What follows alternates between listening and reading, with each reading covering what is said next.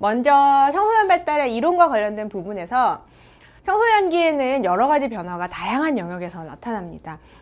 아동기나 영유아기 이런 기간과는 조금 다르게 청소년기는 더 사회적인 부분, 더 다양한 부분에서 영향을 많이 받으니까 그래서 이론적인 관점이 매우 다양해요. 그래서 어떤 점을 중점적으로 보느냐, 어떤 부분에 초점을 맞춰서 보느냐에 따라서 조금 바라보는 관점이라든지 판단하는 부분이라든지 이런 부분이 조금 다를 수 있습니다. 그런 부분 중점을 둬서 한번 봐보도록 할게요.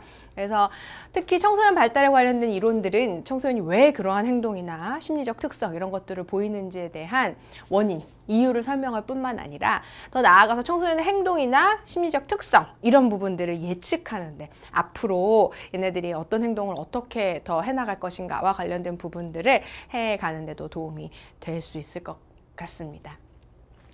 자, 이번 차시에서는 동양 전통사상, 생물학적 이론, 정신분석 이론, 대인관계 이론, 그리고 마지막으로 심리사회 발달 이론 배울 텐데요.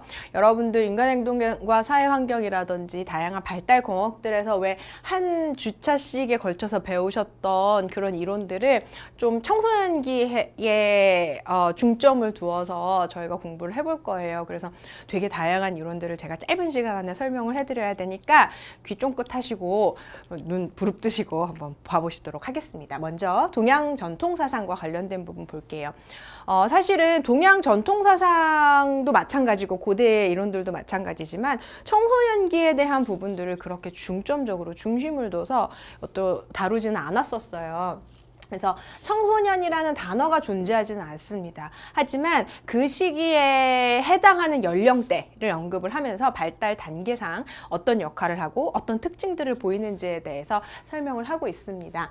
논어에서는 15세 정도 우리 청소년기에 해당하는 시기죠. 학문의 뜻을 두는 시기라고 해서 인격 수양, 완성 이런 것들을 위해 학문의 뜻을 두는 나이다 라고 이야기를 했고요.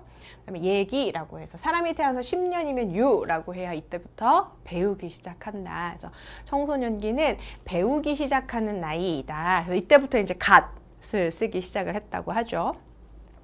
논어와 예기에서 공통적으로 학문의 뜻을 두고 있는 연령.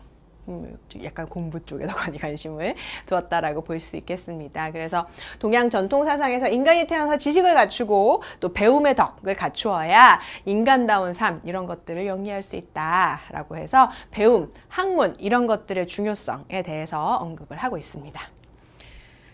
청소년기에서 성인기로 전환해가는 하나의 통과 의례다 라고 이야기를 하면서 이 갓을 쓴다는 것 자체가 남성이 성인이 돼 혼인을 하고 가정을 이룬다는 것을 뜻한다 라고 이야기를 합니다. 동양 전통사상은 이 남성에게 더 많이 초점이 맞춰져 있다고 우리가 볼 수 있겠고, 그래서 이제 혼인과 가정을 이루고 그리고 결국은 이제 우리 그 동양 전통사상에서는 20대와 30대에 행해져야 할 과업이 배움과 또 결혼에 있다. 이런 부분들을 강조하고 있다라고 볼 수 있겠습니다.